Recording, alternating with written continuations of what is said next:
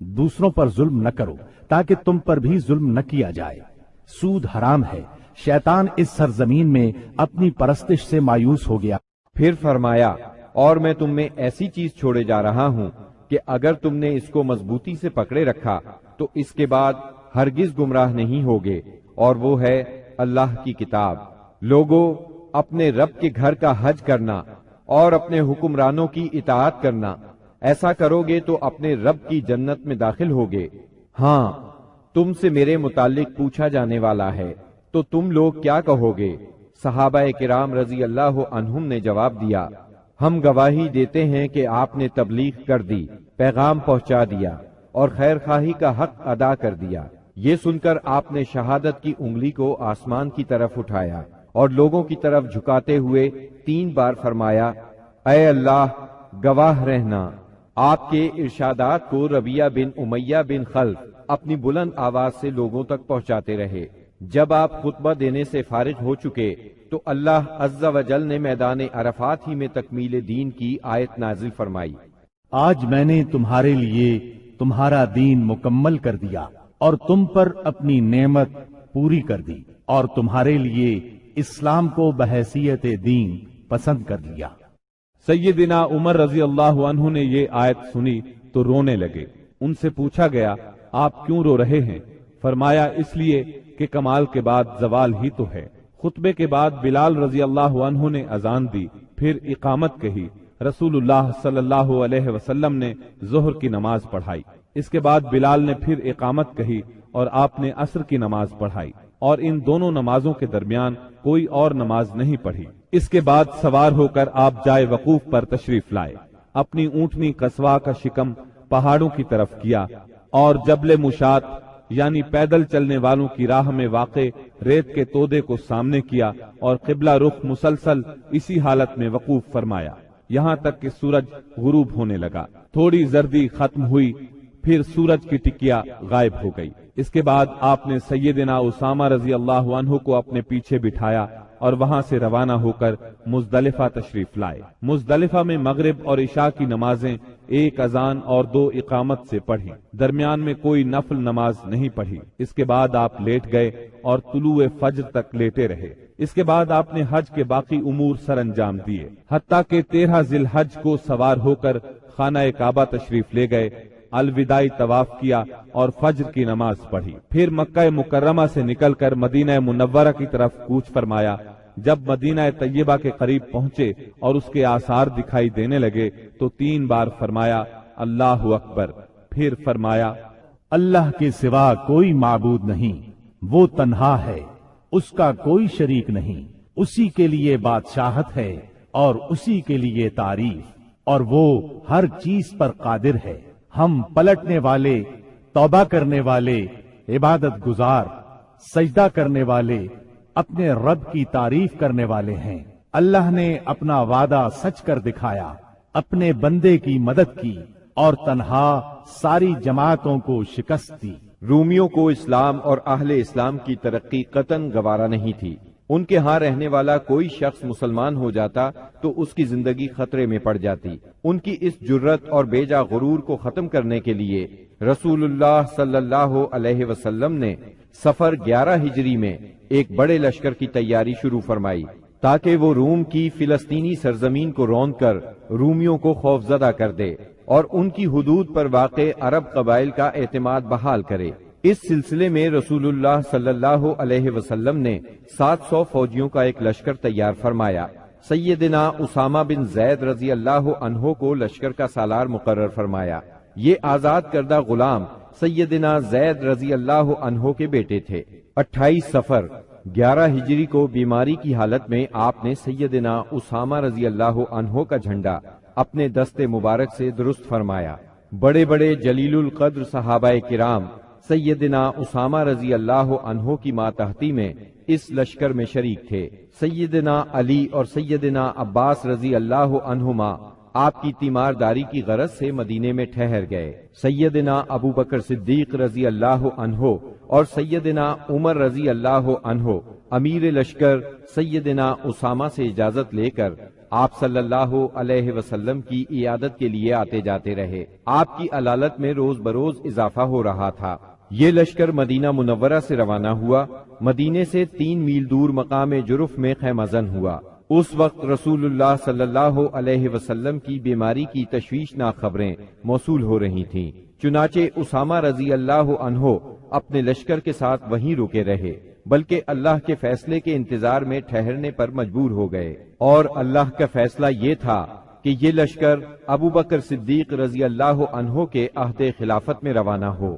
یہ عہد صدیقی کی پہلی فوجی مہم قرار پائی۔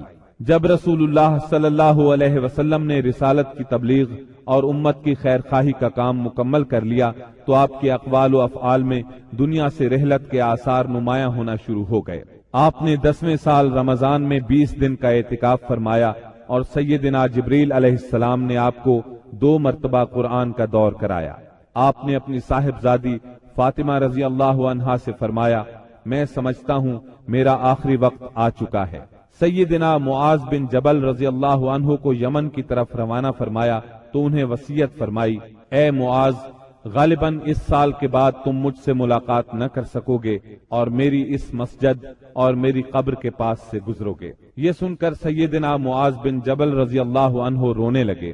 آپ نے حجۃ الوداع میں کئی بار کہا، غالباً میں تم لوگوں سے اپنے اس سال کے بعد نہ مل سکوں گا، غالباً اس سال کے بعد حج نہ کر سکوں گا۔ اسی طرح الیوم اکملت لکم دینکم اور اذا جاء نصر اللہ کا نزول اسی بات کا پیغام تھا کہ آپ دنیا میں اپنی مہم سے فارغ ہو چکے ہیں، اور اسی وجہ سے اس حج کا نام حجۃ الوداع رکھا گیا، کیونکہ آپ نے اپنے رب سبحانہ و تعالی کی طرف منتقل ہونے کے لیے لوگوں کو الوداع کہا۔ اوائل سفر 11 ہجری میں آپ احد تشریف لے گئے اور شہداء کے لیے اس طرح دعا کی گویا زندوں اور مردوں سے رخصت ہو رہے ہیں۔ پھر واپس آ کر منبر پر تشریف فرما ہوئے اور فرمایا، میں تمہارا پیش رو ہوں اور تم پر گواہ ہوں، اللہ کی قسم اس وقت اپنا حوض دیکھ رہا ہوں، مجھے زمین یا زمین کے خزانوں کی کنجیاں دی گئیں، اللہ کی قسم مجھے تم پر یہ خوف نہیں کہ تم میرے بعد شرک کرو گے، بلکہ اس کا اندیشہ ہے کہ دنیا میں ایک دوسرے سے آگے نکلنے کی دوڑ میں لگ جاؤ گے۔ ماہ سفر کے آخر میں آپ رات کے وقت بقیع غرقد تشریف لے گئے، اہل بقیع کے لیے دعائے مغفرت کی اور فرمایا، ہم بھی تم سے آن ملنے والے ہیں۔ ماہ سفر کے آخری پیر کو رسول اللہ صلی اللہ علیہ وسلم ایک جنازے میں بقیع تشریف لے گئے۔ سیدہ عائشہ صدیقہ رضی اللہ عنہا فرماتی ہیں، آپ بقیع سے واپس تشریف لائے تو میں اپنے سر میں درد محسوس کر رہی تھی اور یہ کہہ رہی تھی کہ ہائے میرا سر۔ یہ سن کر آپ نے فرمایا، بلکہ میں واللہ اے عائشہ ہائے میرا سر۔ یہ آپ صلی اللہ علیہ وسلم کی بیماری کی ابتدا تھی۔ اس کے باوجود آپ باری باری سب بیویوں کے پاس دن گزارتے رہے، یہاں تک کہ مرض میں شدت آ گئی۔ اس وقت آپ سیدہ میمونہ رضی اللہ عنہا کے گھر میں تھے اور پوچھ رہے تھے، کل میں کہاں رہوں گا، میں کل کہاں رہوں گا؟ مطلب یہ تھا کہ مجھے سیدہ عائشہ رضی اللہ عنہا کے ہاں رہنے دیا جائے۔ چنانچہ ازواج مطہرات نے اجازت دے دی کہ آپ جہاں چاہیں رہیں۔ آپ سیدنا فضل بن عباس اور سیدنا علی رضی اللہ عنہما کے سہارے پاؤں زمین پر گھسیٹتے ہوئے نکلے اور سیدہ عائشہ صدیقہ رضی اللہ عنہا کے گھر منتقل ہو گئے۔ سیدہ عائشہ صدیقہ رضی اللہ عنہا فرماتی ہیں، جب آپ میرے گھر تشریف لائے اور بیماری نے زور پکڑا تو آپ نے فرمایا، مجھ پر 7 مشکیزیں پانی ڈالو جن کا بندھن نہ کھولا گیا ہو، تاکہ میں لوگوں کو وصیت کر سکوں۔ چنانچہ ہم نے آپ کو سیدہ حفصہ رضی اللہ عنہا کے ایک لگن میں بٹھا کر مشکیزوں سے پانی ڈالا، یہاں تک کہ آپ نے ارشاد فرمایا، بس بس لوگوں تم نے کام پورا کر دیا۔ اس وقت آپ نے کچھ تخفیف محسوس کی اور مسجد میں تشریف لے گئے۔ سر پر پٹی بندھی ہوئی تھی، منبر پر فروکش ہوئے اور بیٹھ کر خطبہ دیا اور لوگوں کو وصیت فرمائی، تم سے پہلے جو لوگ تھے وہ اپنے انبیاء اور بزرگوں کی قبروں کو سجدہ بنا لیتے تھے، تم لوگ قبروں کو سجدہ نہ بنانا، میں تمہیں اس سے منع کرتا ہوں۔ اور فرمایا، یہود و نصارہ پر اللہ کی لعنت، انہوں نے اپنے انبیاء کی قبروں کو سجدہ بنایا۔ مزید فرمایا، تم لوگ میری قبر کو بت نہ بنانا کہ اس کی پوجا کی جائے۔ پھر آپ نے خود کو قصاص کے لیے پیش کیا، انصار کے متعلق خیر کی وصیت فرمائی، پھر فرمایا، ایک بندے کو اللہ نے اختیار دیا کہ وہ دنیا کی چمک دمک اور زیب و زینت میں سے جو چاہے لے لے، یا اللہ کے پاس جو کچھ ہے اس کو اختیار کرے، تو اس بندے نے اللہ کے پاس جو کچھ ہے اس کو اختیار کیا ہے۔ سیدنا ابو سعید خدری رضی اللہ عنہ فرماتے ہیں، یہ سن کر ابو بکر صدیق رضی اللہ عنہ رونے لگے اور فرمایا، ہم اپنے ماں باپ کے ساتھ آپ پر قربان۔ ابو سعید خدری رضی اللہ عنہ فرماتے ہیں، ابو بکر صدیق رضی اللہ عنہ کی اس بات پر ہمیں حیرت ہوئی، لیکن چند دن بعد معلوم ہوا کہ جس بندے کو اختیار دیا گیا تھا وہ خود رسول اللہ صلی اللہ علیہ وسلم تھے، اور ابو بکر ہم سب سے زیادہ صاحب علم تھے کہ بات کو اسی وقت سمجھ گئے تھے۔ اس کے بعد رسول اللہ صلی اللہ علیہ وسلم نے ابو بکر صدیق رضی اللہ عنہ کی تعریف کی اور ان کے دروازے کے سوا مسجد میں کھلنے والے تمام دروازے بند کرنے کا حکم فرمایا۔ اسی دن آپ نے وصیت کی کہ یہود و نصارہ اور مشرکین کو جزیرۃ العرب سے نکال دیا جائے اور وفد کو اسی طرح نوازا جائے جس طرح آپ نوازا کرتے ہیں۔ آپ نے نماز، غلاموں اور لونڈیوں کے بارے میں بھی وصیت فرمائی اور فرمایا، میں تم میں دو چیزیں چھوڑ رہا ہوں، جب تک ان دونوں کو مضبوطی سے تھامے رہو گے ہرگز گمراہ نہیں ہوگے، کتاب اللہ اور میری سنت۔ مرض کی شدت کے باوجود آپ نمازیں خود پڑھاتے رہے، لیکن اس دن یعنی جمعرات کو جب عشاء کا وقت ہوا تو آپ نے لگن میں غسل فرمایا تاکہ مرض میں کمی ہو جائے۔ اٹھنے لگے تو غشی طاری ہو گئی، پھر افاقہ ہوا تو دوبارہ غسل فرمایا، پھر اٹھنے لگے تو اس بار بھی غشی ہو گئی، تیسری بار غسل فرمایا، اٹھنے لگے تو پھر غشی طاری ہو گئی۔ آخر آپ نے ابو بکر صدیق رضی اللہ عنہ کو کہلا بھیجا کہ وہ لوگوں کو نماز پڑھائیں۔ چنانچہ اس وقت سے بقیہ ایام میں ابو بکر صدیق رضی اللہ عنہ نے نماز پڑھائی۔ آپ کی حیات مبارکہ میں ابو بکر صدیق رضی اللہ عنہ نے 17 نمازیں پڑھائیں۔ ہفتہ یا اتوار کو رسول اللہ صلی اللہ علیہ وسلم نے کچھ افاقہ محسوس فرمایا، چنانچہ 2 آدمیوں کے سہارے سے ظہر کی نماز کے لیے تشریف لے آئے۔ اس وقت سیدنا ابو بکر صدیق نماز پڑھا رہے تھے۔ آپ کی آمد کو محسوس کرتے ہی ابو بکر صدیق پیچھے ہٹے، لیکن آپ نے اشارے سے روک دیا اور پھر ابو بکر صدیق رضی اللہ عنہ کے پہلو میں بیٹھ کر نماز پڑھائی۔ اس نماز کی صورت یہ تھی کہ آپ کو دیکھ کر ابو بکر صدیق اور ابو بکر صدیق کو دیکھ کر دوسرے لوگ نماز کے ارکان ادا کرتے جاتے تھے۔ 12 ربیع الاول پیر کے دن حجرہ مبارک سے آپ نے پردہ اٹھا کر دیکھا تو صحابہ فجر کی نماز میں خشوع اور خضوع سے مشغول تھے۔ یہ منظر دیکھ کر آپ خوشی سے مسکرا دیے۔ مسلسل علالت کے باعث کمزوری بہت ہو گئی تھی۔ سیدہ عائشہ صدیقہ رضی اللہ عنہا کا سہارا لے کر لیٹ گئے۔ اسی روز یا اسی ہفتے میں کسی روز آپ نے سیدہ فاطمہ رضی اللہ عنہا کو بلایا اور کچھ سرگوشی کی۔ وہ سن کر رونے لگی، پھر کچھ سرگوشی کی تو وہ ہنسنے لگی۔ سیدہ عائشہ نے پوچھا تو چھپا گئیں، لیکن نبی صلی اللہ علیہ وسلم کی وفات کے بعد انہوں نے بتایا کہ پہلی مرتبہ آپ صلی اللہ علیہ وسلم نے فرمایا تھا کہ آپ اپنے اسی مرض سے وفات پا جائیں گے۔ یہ سن کر میں روئی۔ پھر آپ نے فرمایا کہ آپ کی اہل و عیال میں سب سے پہلے میں آپ سے ملوں گی، اس لیے میں ہنسی تھی، اور آپ نے انہیں یہ بشارت بھی دی تھی کہ آپ ساری خواتین جنت کی سردار ہیں۔ دن جیسے جیسے چڑھ رہا تھا آپ پر بار بار غشی طاری ہو رہی تھی۔ سیدہ فاطمہ رضی اللہ عنہا یہ دیکھ کر بولی، ہائے میرے باپ کی بے چینی۔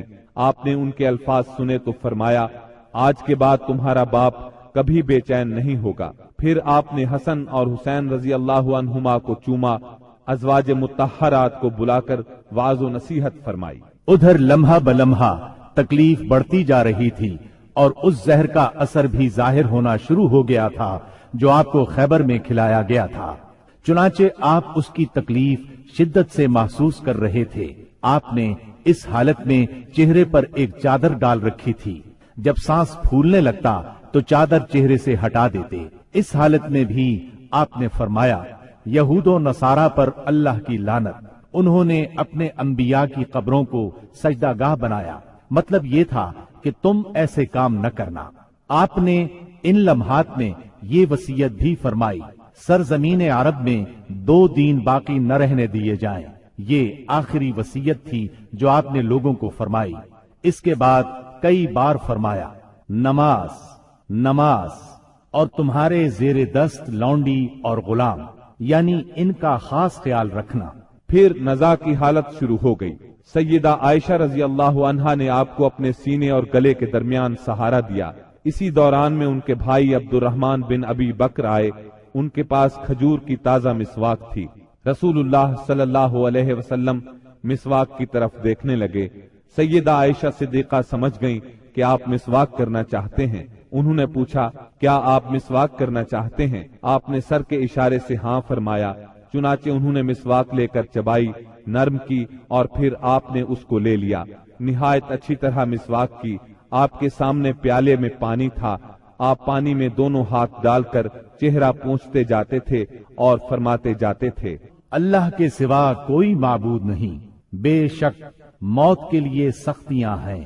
پھر آپ نے دونوں ہاتھ یا انگلی اٹھائی، نگاہ چھت کی طرف بلند کی، دونوں ہونٹوں پر کچھ حرکت ہوئی۔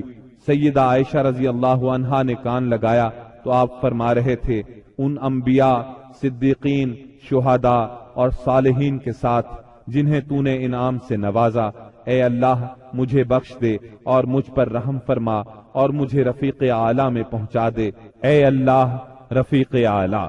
آخری فقرہ 3 بار دہرایا اور روح پرواز کر گئی، ہاتھ جھک گیا اور آپ رفیق اعلیٰ سے جا ملے۔ یہ پیر کا دن تھا، ربیع الاول کی 12 تاریخ اور ہجرت کا 11واں سال تھا۔ اس وقت نبی صلی اللہ علیہ وسلم کی عمر 63 سال 4 دن ہو چکی تھی۔ انا للہ و انا الیہ راجعون۔ اس سانحۂ عظیم کی خبر آن کی آن میں صحابہ کرام رضی اللہ عنہم میں پھیل گئی۔ دنیا ان پر تاریک ہو گئی۔ قریب تھا کہ وہ اپنے حواس کھو بیٹھتے، کیونکہ کوئی دن اس سے تابناک اور روشن نہیں تھا جس دن آپ مدینہ منورہ تشریف لائے تھے، اور کوئی دن اس دن سے زیادہ تاریک نہیں تھا جس دن آپ نے وفات پائی۔ صحابہ کرام رو رو کر اس طرح آہیں بھر رہے تھے جیسے حاجیوں کا شور برپا ہو۔ دوسری طرف سیدنا عمر رضی اللہ عنہ کی رنج اور غم سے یہ حالت تھی کہ مسجد کے صحن میں کھڑے فرما رہے تھے، رسول اللہ صلی اللہ علیہ وسلم اس وقت تک وفات نہیں پا سکتے جب تک کہ اللہ تعالی منافقین کو فنا نہ کر دے۔ آپ ان لوگوں کو قتل کرنے کی دھمکیاں دے رہے تھے جو یہ کہیں کہ آپ وفات پا گئے ہیں۔ ابو بکر صدیق رضی اللہ عنہ اس وقت وہاں موجود نہیں تھے۔ صبح کی نماز کے بعد جب انہوں نے آپ کے مرض میں کمی محسوس کی تو سخ میں واقع اپنے مکان پر چلے گئے تھے۔ جو ہی انہیں آپ کی وفات کی خبر ملی، فوراً گھوڑے پر سوار ہوئے اور اتر کر مسجد نبوی میں داخل ہوئے۔ لوگوں سے کوئی بات نہ کی، سیدھے عائشہ صدیقہ کے حجرے میں گئے، آپ کے جسد اطہر کی طرف بڑھے۔ آپ کا جسد دھاری دار یمنی چادر سے ڈھکا ہوا تھا۔ انہوں نے چادر چہرہ مبارک سے اٹھائی، پیشانی پر بوسہ دیا، روئے اور فرمایا، میرے ماں باپ آپ پر قربان، اللہ آپ پر 2 موتیں جمع نہیں فرمائے گا۔ جو موت آپ کے لیے لکھ دی گئی تھی وہ آ چکی۔ اس کے بعد سیدنا ابو بکر صدیق رضی اللہ عنہ باہر تشریف لائے اور فرمایا، عمر بیٹھ جاؤ، مگر انہوں نے بیٹھنے سے انکار کر دیا۔ چنانچہ انہیں ان کے حال پر چھوڑ کر ابو بکر صدیق رضی اللہ عنہ منبر کے پاس تشریف لائے اور اس کے بازو میں کھڑے ہو گئے۔ صحابہ کرام بھی سیدنا عمر رضی اللہ عنہ کے پاس سے ہٹ کر ان کے پاس جمع ہو گئے۔ سیدنا ابو بکر صدیق رضی اللہ عنہ نے فرمایا، تم میں سے جو شخص محمد صلی اللہ علیہ وسلم کی پوجا کرتا تھا تو وہ جان لے کہ محمد صلی اللہ علیہ وسلم کی موت واقع ہو چکی ہے، اور تم میں سے جو شخص اللہ کی عبادت کرتا تھا تو یقیناً اللہ ہمیشہ زندہ رہنے والا ہے، کبھی نہیں مرے گا۔ پھر سیدنا ابو بکر صدیق رضی اللہ عنہ نے سورہ آل عمران کی آیت نمبر 144 تلاوت کی۔ محمد نہیں ہیں مگر رسول ہی، ان سے پہلے بھی بہت سے رسول گزر چکے ہیں، تو کیا اگر ان کی موت واقع ہو جائے یا وہ قتل کر دیے جائیں تو تم لوگ اپنی ایڑیوں کے بل پلٹ جاؤ گے؟ اور جو شخص اپنی ایڑیوں کے بل پلٹ جائے تو وہ اللہ کو کچھ نقصان نہیں پہنچا سکتا۔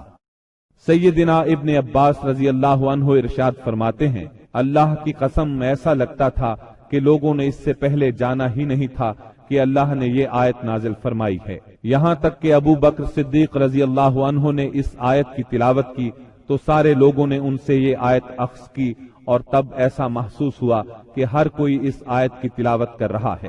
خود سیدنا عمر رضی اللہ عنہ کا ارشاد ہے، اللہ کی قسم میں نے جو ہی سیدنا ابو بکر صدیق رضی اللہ عنہ کو یہ آیت تلاوت کرتے سنا تو جان گیا کہ یہ حق ہے، پس میں ٹوٹ کر رہ گیا، یہاں تک کہ میرے پاؤں مجھے اٹھا ہی نہیں رہے تھے اور میں زمین کی طرف لڑھک گیا، اور میں نے جان لیا کہ واقعی نبی اکرم صلی اللہ علیہ وسلم کی وفات ہو چکی ہے۔ اس آیت کا سننا تھا کہ صحابہ کرام کی آنکھیں کھل گئیں اور ایسا معلوم ہوا کہ یہ آیت آج ہی اتری ہے۔ ہر صحابی کی زبان پر یہی آیت تھی، اسی کا چرچا تھا۔ نبی کریم صلی اللہ علیہ وسلم کی تجہیز و تکفین کا کام منگل کو شروع ہوا۔ سیدنا فضل بن عباس، سیدنا علی المرتضی اور سیدنا اسامہ بن زید رضی اللہ عنہم نے غسل دیا۔ سیدنا عباس رضی اللہ عنہ بھی موجود تھے۔ سیدہ عائشہ صدیقہ رضی اللہ عنہا کے حجرے میں آپ نے وفات پائی، وہیں آپ کو دفن کیا گیا۔ یہ حجرہ آج تک روضہ نبوی کے نام سے موسوم ہے۔ اب ذرا سرکار دو عالم صلی اللہ علیہ وسلم کے حلیہ مبارک کا بیان ہو جائے۔ سیدہ ام معبد رضی اللہ عنہا نے رسول اللہ صلی اللہ علیہ وسلم کا جو حلیہ مبارک بیان فرمایا ہے، الرحیق المختوم کے مؤلف نے اس کو اپنے الفاظ میں کچھ اس طرح بیان کیا ہے: چمکتا دمکتا رنگ، تابناک چہرہ، خوبصورت ساخت، جمال جہاں تاب کے ساتھ ڈھلا ہوا پیکر، سرمگی آنکھیں، دراز پلکیں، بھاری آواز، چمکدار لمبی گردن، گھنی داڑھی، باریک اور باہم پیوستہ ابرو، خاموشی کی حالت میں باوقار، گفتگو کریں تو منہ سے پھول جھڑیں، دور و نزدیک سے دیکھنے میں سب سے زیادہ تابناک اور پرجمال، خوبصورت، شیریں ادا، گفتگو چاشنی لیے ہوئے، بات واضح اور دو ٹوک، انداز ایسا کہ لڑی سے جیسے موتی جھڑیں، درمیانے سے قدرے نکلتا ہوا انتہائی جاذب نظر قد، جیسے دو شاخوں کے درمیان ایک انتہائی تر و تازہ شاخ،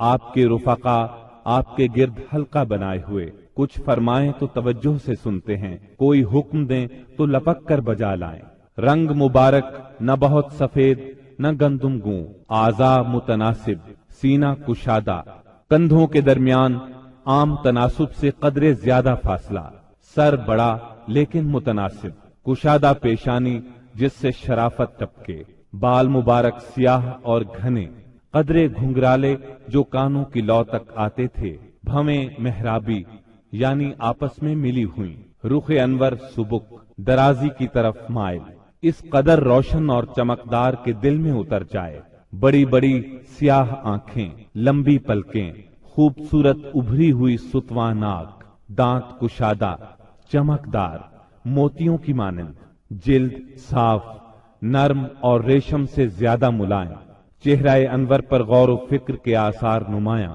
غرض آپ مکے بھر میں سب سے زیادہ حسین تھے، اور آگے بڑھ کر کہتا ہوں آپ دنیا بھر میں سب سے زیادہ خوبصورت تھے۔ سبحان اللہ۔ یہ تھا نبی اکرم صلی اللہ علیہ وسلم کے حلیہ مبارک کا تذکرہ۔ تفصیل کے لیے اسی موضوع پر ہماری کیسٹ آئینہ جمال نبوت سماعت فرمائیں، جس میں صحیح احادیث کی روشنی میں تفصیل کے ساتھ سرور کائنات صلی اللہ علیہ وسلم کا حلیہ مبارک بیان کیا گیا ہے۔ اب ہم رسول اللہ صلی اللہ علیہ وسلم کی اولاد اور امہات المومنین کا کچھ ذکر کریں گے، لیکن اس سے پہلے ایک نظر دوسرے اعزاء و اقارب پر۔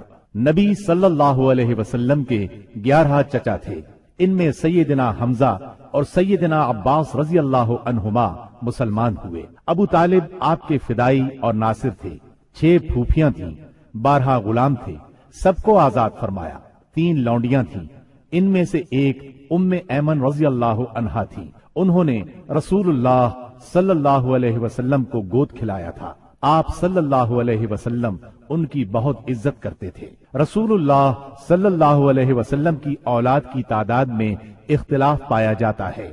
متفق علیہ روایت کا خلاصہ یہ ہے کہ آپ کی اولاد کی تعداد 6 ہے: قاسم، ابراہیم، زینب، رقیہ، ام کلثوم اور فاطمہ رضی اللہ عنہم۔ اعلان نبوت سے پہلے نبی اکرم صلی اللہ علیہ وسلم نے سیدہ خدیجہ رضی اللہ عنہا سے نکاح فرمایا۔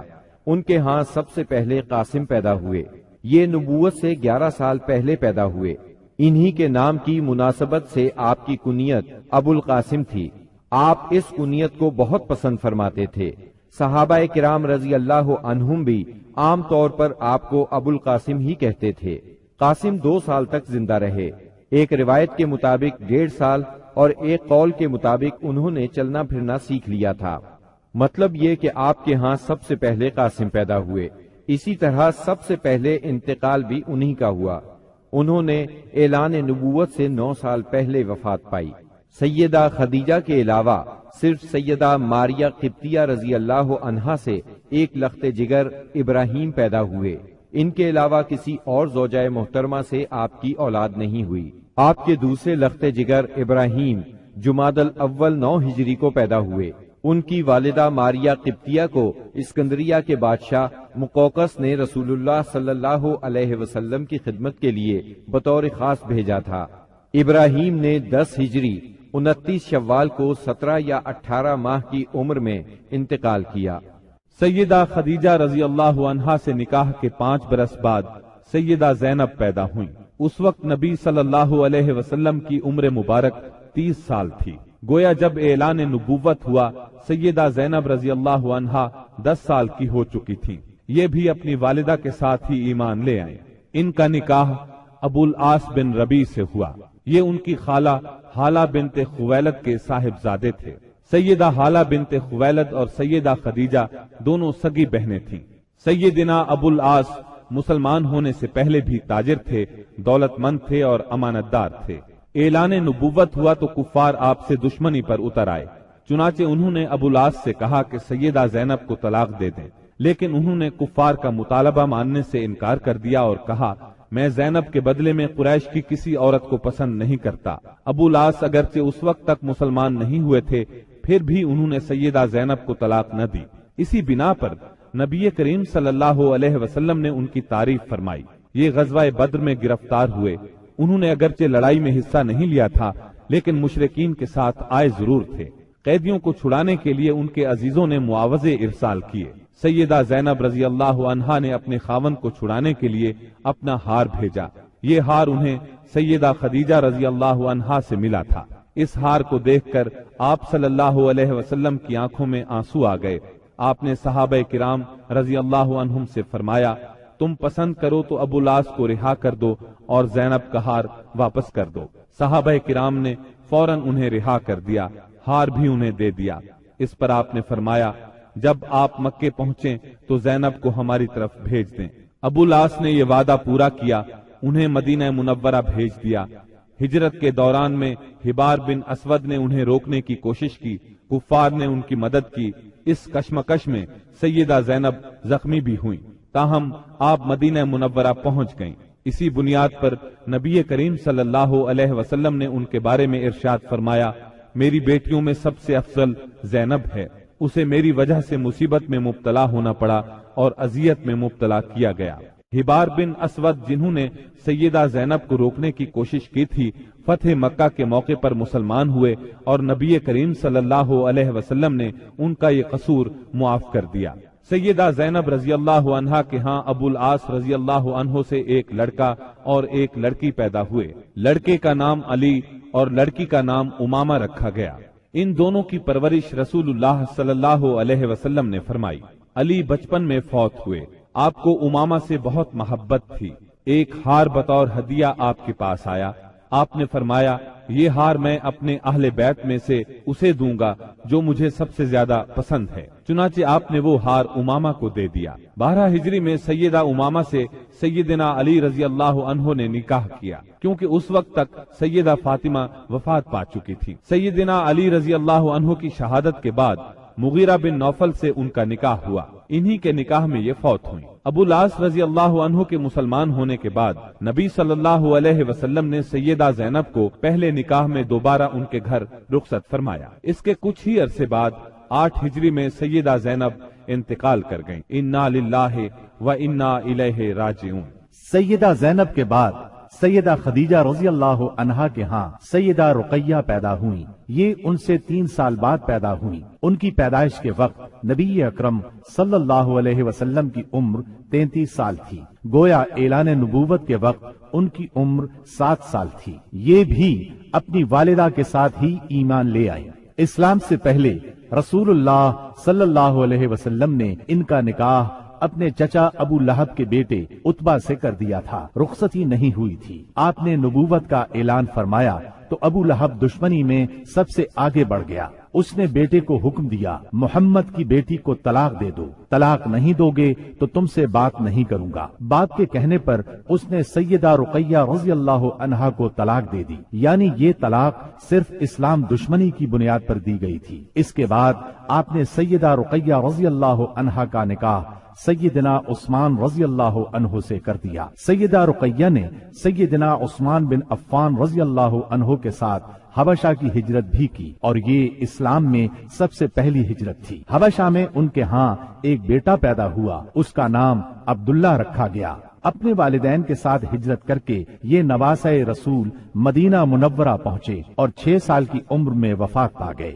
2 ہجری میں غزوہ بدر پیش آیا تو سیدہ رقیہ بیمار تھی۔ سیدنا عثمان رضی اللہ عنہ ان کی تیمارداری کی خاطر غزوہ بدر میں شرکت نہ کر سکے، تاہم نبی کریم صلی اللہ علیہ وسلم نے انہیں مال غنیمت میں سے حصہ عطا فرمایا۔ غزوہ بدر کے دوران میں ہی سیدہ رقیہ انتقال کر گئیں، یعنی جب آپ بدر کے میدان سے واپس تشریف لائے تو یہ دنیا سے رخصت ہو چکی تھیں۔ آپ ان کے جنازے میں بھی شریک نہ ہو سکے، البتہ قبر پر تشریف لے گئے۔ سیدہ رقیہ نے قریباً 21 سال کی عمر میں وفات پائی۔ انا للہ و انا الیہ راجعون۔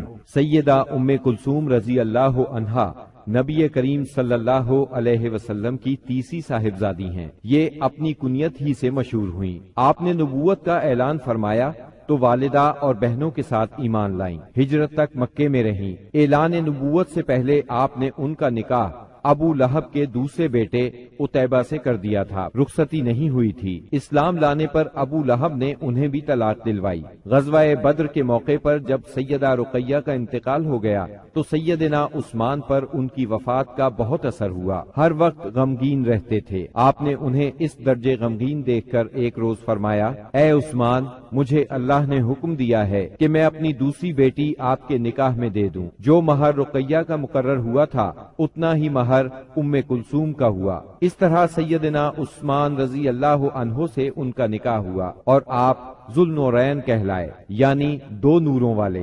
یہ نکاح ربیع الاول 3 ہجری میں ہوا۔ ام کلثوم کے ہاں کوئی اولاد نہیں ہوئی۔ جب تک سیدہ ام کلثوم سیدنا عثمان کے نکاح میں رہیں انہوں نے کسی اور عورت سے نکاح نہیں کیا۔ سیدہ ام کلثوم کا انتقال بھی نبی صلی اللہ علیہ وسلم کی زندگی میں ہوا۔ انہوں نے شعبان 9 ہجری میں رحلت فرمائی۔ ان کے انتقال پر سیدنا عثمان رضی اللہ عنہ اور زیادہ غمگین ہوئے۔ ان حالات میں نبی اکرم صلی اللہ علیہ وسلم نے انہیں تسلی دیتے ہوئے فرمایا، اگر میرے ہاں 10 بیٹیاں بھی ہوتی تو میں یکے بعد دیگرے عثمان کے نکاح میں دے دیتا۔ نبی کریم صلی اللہ علیہ وسلم کی چوتھی بیٹی سیدہ فاطمہ رضی اللہ عنہا تھی۔ آپ سب سے چھوٹی تھی۔ آپ نبوت کے پہلے سال پیدا ہوئی۔ آپ کی چال ڈھال رسول اللہ صلی اللہ علیہ وسلم سے بہت ملتی جلتی تھی۔ صرف یہی نہیں بلکہ اٹھتے بیٹھتے اور ہر بات میں سیدہ فاطمہ سے زیادہ آپ کے مشابہ اور کسی کو نہیں دیکھا گیا۔ آپ کی عمر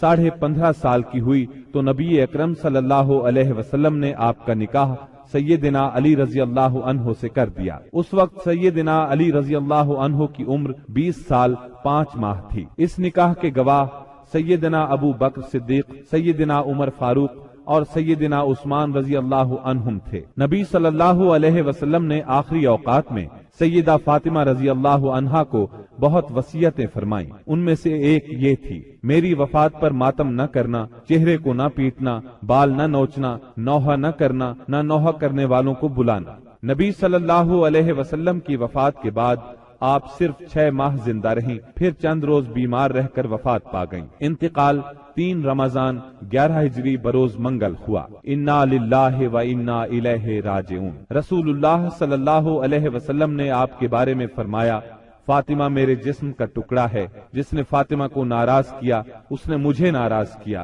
اسی طرح آپ کو سیدہ فاطمہ رضی اللہ عنہا کی اولاد سیدنا حسن بن علی اور سیدنا حسین بن علی سے بہت محبت تھی۔ اللہ تعالیٰ کی سیدہ فاطمہ پر ہزارہا رحمتیں ہوں۔ اب ہم نبی اکرم صلی اللہ علیہ وسلم کی ازواج مطہرات کا تذکرہ کریں گے۔ نبی صلی اللہ علیہ وسلم کی سب سے پہلی زوجہ محترمہ سیدہ خدیجہ بنت خویلد رضی اللہ عنہا ہیں۔ آپ صلی اللہ علیہ وسلم کے فرزند ابراہیم رضی اللہ عنہ کے سوا آپ کی تمام اولاد انہی سے ہوئی۔ آپ پوری زندگی انہیں یاد کرتے رہے، ان کی قربانیوں کا ذکر کرتے رہے۔ سیدہ خدیجہ رضی اللہ عنہا کے والد اپنے قبیلے میں باحیثیت آدمی تھے۔ انہوں نے مکے میں رہائش اختیار کی، وہیں انہوں نے فاطمہ بنت زائدہ سے شادی کی۔ انہی سے سیدہ خدیجہ رضی اللہ عنہا پیدا ہوئیں، جو امت مسلمہ کی پہلی ام المومنین بنی۔ آپ عام الفیل سے 15 سال پہلے پیدا ہوئیں۔ اس طرح آپ نبی اکرم صلی اللہ علیہ وسلم سے قریباً 15 سال بڑی تھی۔ رسول اللہ صلی اللہ علیہ وسلم سے پہلے آپ کے 2 نکاح ہوئے۔ پہلے خاوند کا نام عتیق بن عابد مخزومی اور دوسرے کا نام ابو حالہ تھا۔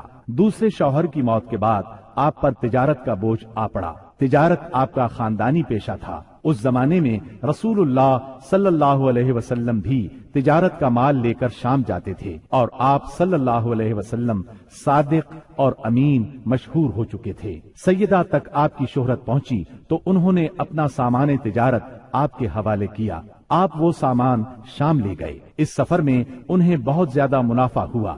اس طرح سیدہ خدیجہ رضی اللہ عنہا آپ سے بہت زیادہ متاثر ہو گئیں، اور آپ نے نبی اکرم صلی اللہ علیہ وسلم کو نکاح کا پیغام دیا۔ آپ نے ان کا پیغام منظور فرما لیا۔ نکاح ابو طالب نے پڑھایا۔ اس وقت رسول اللہ صلی اللہ علیہ وسلم کی عمر 25 سال اور سیدہ کی عمر 40 سال تھی۔ 40 سال کی عمر میں اللہ تعالیٰ نے آپ کو نبوت سے سرفراز فرمایا۔ آپ پر پہلی بار وحی کا نزول ہوا تو آپ گھبرا گئے، آپ پر کپ کپی طاری ہو گئی۔ ان حالات میں سیدہ خدیجہ نے آپ کو بہت سہارا دیا اور اپنے چچا زاد بھائی ورقہ بن نوفل کے پاس لے گئیں۔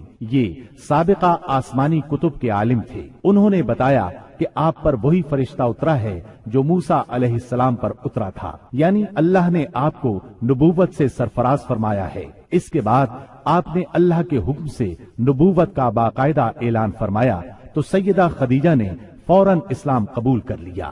سیدہ خدیجہ رضی اللہ عنہا نے ان مشکل ترین دنوں میں ہر طرح آپ کا ساتھ دیا، اپنا سب کچھ قربان کیا۔ مشرکین نے آپ کو جھٹلایا، طرح طرح سے اذیتیں پہنچائیں، جبکہ آپ نبی صلی اللہ علیہ وسلم کی ہر بات کی تصدیق کرتی رہیں۔ شیب ابی طالب کی گھاٹی میں 3 سال آپ کے ساتھ رہیں۔ یہ 3 سال انتہائی مصیبت کے سال تھے۔ مسلسل تکالیف نے آپ کو بیمار کر دیا، اور آخر آپ رمضان 10 نبوی میں اس دنیا سے رحلت کر گئیں۔ انا للہ و انا الیہ راجعون۔ نسائی اور مسند احمد کی ایک روایت کے الفاظ ہیں، جنت کی عورتوں میں سب سے افضل یہ 4 عورتیں ہیں: خدیجہ بنت خویلد، فاطمہ بنت محمد، مریم بنت عمران اور آسیہ زوجہ فرعون۔ بخاری کی ایک روایت میں ہے، خدیجہ تمام جہانوں کی عورتوں سے بہتر ہیں۔ رسول اللہ صلی اللہ علیہ وسلم کی دوسری زوجہ محترمہ سیدہ سودا بنت زمعہ رضی اللہ عنہا ہیں۔ آپ کا نام سودا، والد کا نام زمعہ بن قیس اور والدہ کا نام شموس بنت نفیس تھا۔ قبیلہ عامر بن لوائی سے تھی۔ رسول اللہ صلی اللہ علیہ وسلم سے پہلے ان کا نکاح سکران بن عمرو عامری رضی اللہ عنہ سے ہوا۔ یہ ان کے چچا زاد بھائی تھے۔ سیدہ سودا نے شروع ہی میں اسلام قبول کر لیا تھا۔ دونوں میاں بیوی نے کفار کا ظلم برداشت کیا، حبشہ کی طرف ہجرت بھی کی۔ کئی برس بعد جب مکہ لوٹے تو سکران کا انتقال ہو گیا، اور ان کے انتقال کے بعد نبی صلی اللہ علیہ وسلم نے ان سے نکاح فرمایا۔ آپ صلی اللہ علیہ وسلم ہجرت کر کے جب مدینہ منورہ تشریف لائے تب آپ نے انہیں بھی مدینہ بلوا لیا۔ 10 ہجری میں آپ نے حج کیا۔ اس موقع پر سیدہ سودا رضی اللہ عنہا بھی موجود تھی۔ آپ کا انتقال سیدنا امیر معاویہ رضی اللہ عنہ کے دور میں ہوا۔ آپ بہت سخی تھیں۔ ایک مرتبہ سیدنا عمر رضی اللہ عنہ نے درہموں کی ایک تھیلی ان کی خدمت میں بھیجی، آپ نے وہ تمام درہم اسی وقت تقسیم کر دیے۔ رسول اللہ صلی اللہ علیہ وسلم نے تیسرا نکاح سیدہ عائشہ رضی اللہ عنہا سے فرمایا۔ اس وقت سیدہ عائشہ رضی اللہ عنہا کی عمر 6 سال تھی۔ آپ سیدنا ابو بکر صدیق رضی اللہ عنہ کی چھوٹی بیٹی تھی۔ نبوت کے 4تھے سال پیدا ہوئی۔ 9 سال کی عمر میں رخصتی ہوئی۔ آپ کی تمام تر تعلیم و تربیت نبی صلی اللہ علیہ وسلم کی نگرانی میں ہوئی، لہٰذا نہایت اعلیٰ درجے کی تربیت ہوئی۔ یہی وجہ ہے کہ سیدہ عائشہ صدیقہ رضی اللہ عنہا شریعت کے مسائل کی ماہر تھیں۔ بڑے بڑے صحابہ سیدہ عائشہ رضی اللہ عنہا سے مسائل پوچھتے تھے۔ اس کی بڑی وجہ یہی ہے کہ دن رات آپ نبی صلی اللہ علیہ وسلم سے مسائل سیکھتی رہتی تھیں۔ سیدہ کا حجرہ مسجد نبوی سے ملا ہوا تھا، لہٰذا آپ مسجد میں ہونے والی تعلیم بھی سنتی تھیں۔ شعبان 5 ہجری میں ایک ہولناک واقعہ پیش آیا۔ نبی صلی اللہ علیہ وسلم غزوہ بنی مستلق سے واپس آ رہے تھے۔ ایک مقام پر لشکر نے پڑاؤ ڈالا۔ صبح سویرے قافلے کی روانگی سے پہلے آپ قضائے حاجت کے لیے دور نکل گئیں۔ اس وقت آپ کے گلے میں ایک ہار تھا۔ یہ ہار ان کی بڑی بہن سیدہ اسماء رضی اللہ عنہا کا تھا۔ اچانک انہوں نے دیکھا کہ ہار کہیں گر گیا ہے۔ یہ اس ہار کو تلاش کرنے نکل گئیں۔ ادھر قافلہ روانہ ہو گیا۔ سیدہ اس وقت بہت دبلی پتلی تھی۔ ہودج اٹھا کر اونٹ پر رکھنے والوں کو پتہ ہی نہ چل سکا کہ آپ ہودج میں نہیں ہیں۔ ہار تلاش کر کے جب آپ قافلہ کی جگہ لوٹی تو قافلہ جا چکا تھا۔ اب تو آپ بہت پریشان ہوئیں۔ صحابی رسول سیدنا صفوان بن معطل سلمی کی ذمہ داری یہ تھی کہ قافلے کی گری پڑی چیزوں کو اٹھاتے تھے، اس لیے لشکر سے پیچھے رہتے تھے۔ آپ وہاں پہنچے تو انہوں نے سیدہ کو دیکھا۔ آپ کو دیکھتے ہی انہوں نے انا للہ و انا الیہ راجعون پڑھا۔ اس وقت سیدہ کی آنکھ لگ گئی تھی۔ ان کی آواز سن کر آنکھ کھل گئی۔ انہوں نے اپنا چہرہ فوراً چادر میں چھپا لیا۔ انہوں نے اپنا اونٹ ان کے قریب کیا، اونٹ کو بٹھا دیا۔ صفوان خود پیچھے ہٹ گئے۔ آپ اونٹ پر سوار ہو گئیں۔ صفوان رضی اللہ عنہ نے اونٹ کی مہار پکڑ لی اور آگے روانہ ہو گئے۔ دوپہر کے وقت قافلہ تک پہنچے۔ اگرچہ یہ بالکل معمولی واقعہ تھا اور سفر میں ایسا ہونا کوئی عجیب بات نہیں تھی، لیکن اس وقت لشکر میں کچھ منافق بھی موجود تھے۔ انہیں موقع مل گیا۔ انہوں نے سیدہ عائشہ صدیقہ پر الزام لگا دیا، گویا وہ پاک دامن نہیں رہی، نعوذ باللہ۔ اس الزام نے نبی صلی اللہ علیہ وسلم اور تمام صحابہ کو سخت صدمہ پہنچایا۔ سیدہ عائشہ صدیقہ الزام سے لا علم تھیں۔ وہ مدینہ طیبہ پہنچ کر بیمار ہو گئیں۔ جب آپ کو اس الزام کے بارے میں معلوم ہوا تو آپ ہلکان ہو کر رہ گئیں۔ نبی اکرم صلی اللہ علیہ وسلم سے اجازت لے کر والدین کے گھر آ گئیں۔ سیدنا ابو بکر صدیق اور ان کی زوجہ محترمہ ام رومان رضی اللہ عنہا کا بھی برا حال تھا۔ یہاں آ کر سیدہ عائشہ کو ساری بات کا پتہ چلا۔ آپ رونے لگی۔ سیدنا ابو بکر بھی رونے لگے۔ آپ کی والدہ محترمہ بھی رونے لگی۔ پھر رسول اللہ صلی اللہ علیہ وسلم وہاں تشریف لائے۔ ایسے میں اچانک آپ پر وحی کی کیفیت طاری ہو گئی اور اللہ تعالی نے سورہ نور کی آیات نازل فرمائیں۔ ان آیات میں سیدہ عائشہ رضی اللہ عنہا کی بے گناہی کا اعلان فرمایا گیا اور ان لوگوں پر لعنت کی گئی اور واضح کیا گیا کہ ان لوگوں نے بہتان عظیم لگایا تھا۔ انہیں عذاب کی وعید سنائی گئی۔ اس طرح سیدہ عائشہ صدیقہ کی شان کو 4 چاند لگ گئے۔ آپ جوانی میں بیوہ ہوئیں۔ آپ نے رسول اللہ صلی اللہ علیہ وسلم کے ساتھ اپنی زندگی کے صرف 9 سال گزارے۔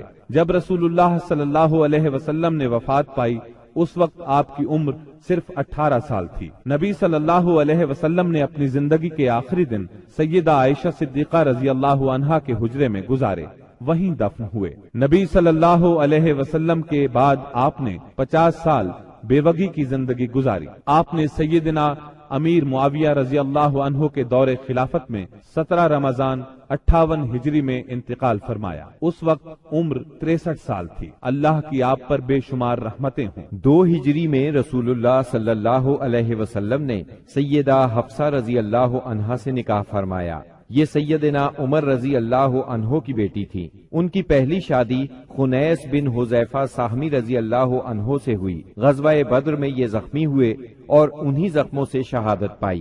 بیٹی کے بیوہ ہونے پر سیدنا عمر رضی اللہ عنہ کو فکر لاحق ہوئی۔ ایسے میں نبی صلی اللہ علیہ وسلم نے خود سیدہ حفصہ سے نکاح کی خواہش فرمائی۔ اس طرح یہ نکاح ہوا۔ سیدہ حفصہ رضی اللہ عنہا نہایت فضل اور کمال کی مالک تھیں۔ شعبان 45 ہجری میں وفات پائی۔ وہ زمانہ سیدنا امیر معاویہ رضی اللہ عنہ کا تھا۔ آپ کی کچھ جائیداد تھی۔ وفات سے پہلے اپنے بھائی عبداللہ بن عمر رضی اللہ عنہ کو وصیت کی کہ اس زمین کو صدقہ کر دینا۔ اللہ تعالیٰ کی ان پر ہزارہا رحمتیں ہوں۔ رسول اللہ صلی اللہ علیہ وسلم نے ایک نکاح سیدہ زینب بنت خزیمہ رضی اللہ عنہا سے فرمایا۔ یہ بہت زیادہ سخی تھی، اس لیے ان کی کنیت ام المساکین مشہور ہوئی۔ بہت رحم دل بھی تھی، فقراء اور مساکین کو فیاضی سے کھانا کھلاتی تھی۔ ان کا پہلا نکاح سیدنا عبداللہ بن جہش سے ہوا۔ یہ جلیل القدر صحابی تھے، بہت بہادر تھے، غزوہ احد میں شہید ہوئے۔ ان کی شہادت کے بعد نبی صلی اللہ علیہ وسلم نے ام المومنین سیدہ زینب سے نکاح فرمایا۔ رسول اللہ صلی اللہ علیہ وسلم سے نکاح کے وقت آپ کی عمر 30 سال کے قریب تھی۔ نکاح کے صرف 3 ماہ بعد آپ انتقال کر گئیں۔ سیدہ خدیجہ رضی اللہ عنہا کے بعد یہ پہلی بیوی ہیں جو آپ صلی اللہ علیہ وسلم کی زندگی میں انتقال کر گئیں۔ اللہ کی ان پر بے شمار رحمتیں ہوں۔ آپ نے ایک نکاح سیدہ ام سلمہ رضی اللہ عنہا سے فرمایا۔ ان کا نام ہند تھا، والد کا نام ابو امیہ تھا۔ یہ مکہ معظمہ کے ایک سخی بزرگ تھے۔ والدہ کا نام عاتقہ بنت عامر تھا۔ آپ کا پہلا نکاح عبداللہ بن الاسد سے ہوا۔ یہ ابو سلمہ کے نام سے مشہور تھے۔ ام سلمہ کے چچا زاد اور نبی صلی اللہ علیہ وسلم کے رضائی بھائی تھے۔ اسلام کی ابتدا ہی میں دونوں میاں بیوی نے اسلام قبول کر لیا۔ دونوں کو مکہ سے حبشہ کی ہجرت کا شرف بھی حاصل ہوا۔ پھر یہ مکے واپس آ گئے۔ سیدہ ام سلمہ پہلی خاتون ہیں جو مکے سے ہجرت کر کے مدینے پہنچی۔ ہجرت کے سفر میں بہت تکالیف اٹھائیں۔ ابو سلمہ نے ان سے پہلے مدینہ منورہ کی طرف ہجرت کی۔ ابو سلمہ احد کی لڑائی میں زخمی ہوئے اور اپنے مالک سے جا ملے۔ جب ام سلمہ رضی اللہ عنہا کی عدت پوری ہو گئی تو رسول اللہ صلی اللہ علیہ وسلم کی طرف سے انہیں نکاح کا پیغام ملا۔ آپ نے منظور فرمایا۔ اس طرح یہ نکاح ہوا۔ آپ 4 ہجری میں حرم نبوی میں داخل ہوئیں۔ پوری زندگی آپ صلی اللہ علیہ وسلم کے ساتھ رہیں۔ آپ کی تاریخ وفات میں اختلاف پایا جاتا ہے۔ زیادہ تر روایات یہ ہیں کہ آپ نے 63 ہجری میں 84 سال کی عمر میں وفات پائی۔ آپ بہت زیادہ خوبصورت تھیں، بہت فضائل کی مالک تھیں۔ علم کے لحاظ سے بھی ان کا ممتاز مقام ہے۔ لوگ ان سے مسائل پوچھا کرتے تھے۔ قرآن اور سنت کی ماہر تھیں اور فقہ پر بھی عبور رکھتی تھیں۔ متقی اور پرہیزگار اتنی تھیں کہ شریعت کی خلاف ورزی قطعاً برداشت نہیں کرتی تھیں۔ اللہ کی ان پر بے شمار رحمتیں ہوں۔ رسول اللہ صلی اللہ علیہ وسلم نے ایک نکاح سیدہ زینب بنت جہش رضی اللہ عنہا سے فرمایا۔ آپ کا نام برہ تھا، والد کا نام جہش اور والدہ کا امیمہ تھا۔ یہ عبد المطلب کی صاحبزادی تھی۔ اس طرح سیدہ زینب نبی صلی اللہ علیہ وسلم کی سگی پھوپھی کی بیٹی تھی۔ امیمہ عبداللہ کی سگی بہن اور رسول اللہ صلی اللہ علیہ وسلم کی پھوپھی تھی۔ سیدہ زینب سب سے پہلے ایمان لانے والوں میں شامل ہیں، پھر سب سے پہلے ہجرت کرنے والوں میں بھی شریک ہیں۔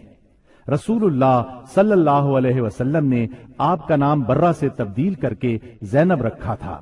نبی صلی اللہ علیہ وسلم کے نکاح میں آنے سے پہلے آپ کا نکاح سیدنا زید بن حارثہ رضی اللہ عنہ سے ہوا۔ یہ رسول اللہ صلی اللہ علیہ وسلم کے منہ بولے بیٹے اور آزاد کردہ غلام تھے، لیکن ان دونوں کی آپس میں نہ نبھ سکی اور طلاق ہو گئی۔ تب ان کی عدت کے بعد نبی اکرم صلی اللہ علیہ وسلم نے خود ان سے نکاح کا ارادہ فرمایا۔ انہیں نکاح کا پیغام بھیجا۔ سیدہ زینب نے منظور کیا۔ اس پر منافقین نے تانا دیا کہ دیکھو پیغمبر نے خود اپنے بیٹے کی عورت سے نکاح کر لیا۔ اللہ تعالیٰ نے ان بدباطنوں کے رد میں آیت خاتم النبیین نازل فرمائی۔ محمد صلی اللہ علیہ وسلم تمہارے مردوں میں سے کسی کے باپ نہیں، لیکن وہ اللہ کے رسول اور خاتم النبیین ہیں، اور اللہ تعالی ہر چیز کا خوب علم رکھنے والا ہے۔ اس آیت سے یہ بات واضح ہوئی کہ منہ بولے بیٹے کی بیوی سے نکاح کرنا جائز ہے۔ اس طرح منافقین کے منہ بند ہو گئے۔ یہ نکاح 4 ہجری میں ہوا۔ اس نکاح کی خاص بات یہ ہے کہ اس موقع پر پردے کا حکم نازل ہوا، نکاح کے لیے وحی آئی، یہ نکاح آسمانوں پر ہوا۔ سورہ احزاب کی آیت 37 سیدہ زینب کے بارے میں نازل ہوئی۔ سیدہ زینب فخر سے کہا کرتی تھیں کہ تمہارے نکاح تمہارے گھر والوں نے زمین پر کیے ہیں، جبکہ میرا نکاح میرے رب نے آسمانوں پر کیا۔ آپ بہت زیادہ سخی تھیں، محنت کر کے صدقہ کرتی تھیں تاکہ اللہ کا قرب حاصل ہو۔ آپ کا انتقال 20 ہجری میں سیدنا عمر فاروق رضی اللہ عنہ کی خلافت میں ہوا۔ نکاح کے وقت آپ کی عمر 35 سال تھی اور وفات کے وقت آپ کی عمر 53 سال تھی۔ اللہ کی ان پر ہزارہا رحمتیں ہوں۔ آپ صلی اللہ علیہ وسلم نے ایک نکاح سیدہ جویریہ بنت حارث رضی اللہ عنہا سے کیا۔ آپ کا نام برہ تھا، بعد میں رسول اللہ صلی اللہ علیہ وسلم نے جویریہ رکھا۔ آپ کا پہلا نکاح مصافع بن صفوان سے ہوا۔ سیدہ جویریہ کے والد حارث کا تعلق قبیلہ بنو مستلق سے تھا، یہ اس قبیلے کے سردار تھے۔ ان لوگوں نے مدینہ منورہ پر حملے کی تیاریاں کیں تو نبی صلی اللہ علیہ وسلم نے ان پر چڑھائی کر دی۔ اس لڑائی میں ان کے قبیلے کے 11 مرد قتل ہو گئے، باقی لوگ گرفتار کر لیے گئے۔ گرفتار شدگان میں سیدہ جویریہ بھی تھی۔ مال غنیمت کی تقسیم میں یہ سیدنا ثابت بن قیس رضی اللہ عنہ کے حصے میں آئیں، لیکن انہوں نے لونڈی کی حیثیت سے رہنا منظور نہ کیا اور ثابت بن قیس سے اجرت طے کر لی۔ اس سلسلے میں مدد کے لیے نبی کریم صلی اللہ علیہ وسلم کے پاس آئیں تو آپ صلی اللہ علیہ وسلم نے نکاح کی خواہش ظاہر فرمائی۔ سیدہ جویریہ رضی اللہ عنہا رضامند ہو گئیں۔ باپ انہیں معاوضہ دے کر چھڑانے آیا تو انہوں نے باپ کے ساتھ جانے سے انکار کر دیا۔ اس طرح باپ نے بھی اسلام قبول کر لیا۔ صحابہ کرام کو جب معلوم ہوا کہ اللہ کے رسول صلی اللہ علیہ وسلم نے سیدہ جویریہ رضی اللہ عنہا کو اپنی زوجیت میں لے لیا ہے تو ان کے قبیلے کے سب لوگوں کو آزاد کر دیا۔ اس طرح سیدہ اپنے قبیلے کے لیے بہت بابرکت ثابت ہوئی۔ ان کی وجہ سے پورے 100 گھرانے آزاد ہوئے۔ جب آپ نبی اکرم صلی اللہ علیہ وسلم کے نکاح میں آئیں اس وقت آپ کی عمر 20 سال تھی۔ وفات کے وقت عمر 65 سال تھی۔ آپ نے ربیع الاول 50 ہجری میں انتقال فرمایا۔ آپ نے نہایت سادہ اور زاہدانہ زندگی بسر کی۔ اللہ کی ان پر بے شمار رحمتیں ہوں۔ آپ نے ایک نکاح سیدہ ام حبیبہ رضی اللہ عنہا سے فرمایا۔ یہ سیدنا ابو سفیان رضی اللہ عنہ کی بیٹی تھی۔ آپ کا نام رملہ تھا۔ ام حبیبہ کنیت تھی۔ والدہ کا نام صفیہ تھا۔ بعض مورخین نے آپ کا نام ہند بھی لکھا ہے۔ آپ سیدنا معاویہ رضی اللہ عنہ کی بہن تھی۔ اعلان نبوت سے 17 سال پہلے پیدا ہوئی، شروع ہی میں مسلمان ہو گئی تھی۔ ان کا پہلا نکاح عبداللہ بن جہش سے ہوا تھا۔ دونوں میاں بیوی ساتھ ہی مسلمان ہوئے۔ دونوں نے حبشہ کی ہجرت کی۔ بدقسمتی سے حبشہ میں عبداللہ بن جہش مرتد ہو گیا۔ اس نے عیسائیت قبول کر لی، شراب پینے لگا، اسی حالت میں مر گیا۔ عدت پوری ہو گئی تو نبی صلی اللہ علیہ وسلم نے نجاشی کے ذریعے سے نکاح کا پیغام بھیجا۔ انہوں نے منظور کیا۔ نجاشی نے نکاح پڑھایا اور ان کو مدینہ منورہ روانہ کر دیا، سامان بھی ساتھ دیا۔ یہ نکاح 6 ہجری میں ہوا۔ اس وقت سیدہ کی عمر 36 یا 37 سال تھی۔ اس وقت تک ابو سفیان مسلمان نہیں ہوئے تھے۔ آپ سیرت اور صورت دونوں کے لحاظ سے ممتاز تھیں۔ نبی کریم صلی اللہ علیہ وسلم سے آپ کو بہت محبت تھی۔ ایک بار ابو سفیان ملنے کے لیے آئے تو انہیں نبی صلی اللہ علیہ وسلم کے بستر پر نہ بیٹھنے دیا۔ آپ نے 44 ہجری میں انتقال فرمایا۔ اس وقت ان کے بھائی سیدنا معاویہ رضی اللہ عنہ خلیفہ تھے۔ وفات کے وقت آپ کی عمر 73 سال تھی۔ اللہ تعالیٰ کی آپ پر بے شمار رحمتیں ہوں۔ آپ صلی اللہ علیہ وسلم نے ایک نکاح سیدہ صفیہ بنت حیی رضی اللہ عنہا سے کیا۔ آپ کی والدہ کا نام برہ اور آپ کے والد کا نام حیی بن اخطب تھا۔ یہ بنو نذیر کا سردار تھا۔ آپ کا پہلا نکاح سلام بن مشکم یہودی سے ہوا۔ سلام نے انہیں طلاق دے دی۔ دوسرا نکاح کنانہ بن ابو الحقیق سے ہوا۔ یہ خیبر کے مشہور قلعے القموس کا سردار تھا۔ خیبر کی لڑائی میں کنانہ مارا گیا۔ سیدہ صفیہ کے باپ اور بھائی بھی اس جنگ میں مارے گئے۔ خود یہ گرفتار ہوئی۔ پہلے دونوں خاوندوں سے ان کے ہاں کوئی اولاد نہیں تھی۔ مال غنیمت تقسیم ہوا تو یہ دہیہ کلبی رضی اللہ عنہ کے حصے میں آئی، لیکن صحابہ نے نبی صلی اللہ علیہ وسلم کو مشورہ دیا کہ صفیہ خود آپ کے شایان شان ہے۔ آپ نے دہیہ کلبی رضی اللہ عنہ کو ان کے بدلے ایک دوسری لونڈی دے دی اور سیدہ صفیہ کو آزاد کر کے ان سے نکاح کر لیا۔ یہ 7 ہجری کا واقعہ ہے۔ آپ نے ان سے خیبر ہی میں نکاح کیا۔ سیدہ صفیہ نے 50 ہجری میں وفات پائی۔ اس وقت عمر 60 سال تھی۔ آپ کا قد چھوٹا تھا لیکن حسین و جمیل تھی۔ آپ بھی عالم فاضل تھیں۔ عورتیں آپ سے مسائل پوچھا کرتی تھیں۔ سیدہ صفیہ کو رسول اللہ صلی اللہ علیہ وسلم سے بہت محبت تھی۔ جب سیدنا عثمان رضی اللہ عنہ کو باغیوں نے گھیرا تو سیدہ صفیہ رضی اللہ عنہا نے ان کی بہت مدد کی۔ ضرورت کی چیزیں ان کے گھر پہنچاتی رہیں۔ اللہ تعالیٰ کی ان پر بے شمار رحمتیں ہوں۔ آپ صلی اللہ علیہ وسلم نے ایک نکاح سیدہ میمونہ بنت حارث رضی اللہ عنہا سے کیا۔ ان کا نام برہ تھا۔ آپ نے میمونہ رکھا۔ والد کا نام حارث بن حزن اور والدہ کا ہند بنت عوف تھا۔ آپ سیدنا ابن عباس اور سیدنا خالد بن ولید رضی اللہ عنہما کی حقیقی خالہ تھی، کیونکہ ان کی بڑی بہن لبابۃ الکبریٰ سیدنا عباس رضی اللہ عنہ کی زوجہ اور ابن عباس کی ماں تھی۔ دوسری بہن لبابۃ الصغریٰ ولید بن مغیرہ کی بیوی اور خالد بن ولید رضی اللہ عنہ کی ماں تھی۔ آپ کا پہلا نکاح جاہلیت کے زمانے میں ہوا۔ ان کے خاوند کا نام مسعود بن عمرو ثقفی تھا۔ دونوں میں علیحدگی ہو گئی۔ اس کے بعد آپ کا نکاح ابو رحم بن عبد العزیٰ سے ہوا۔ ابو رحم 7 ہجری میں فوت ہو گیا۔ شوال 7 ہجری میں ہی آپ رسول اللہ صلی اللہ علیہ وسلم کے نکاح میں آئیں۔ انہوں نے خود اپنے آپ کو نکاح کے لیے پیش کیا تھا۔ اس بارے میں سورہ احزاب کی آیت 50 نازل ہوئی۔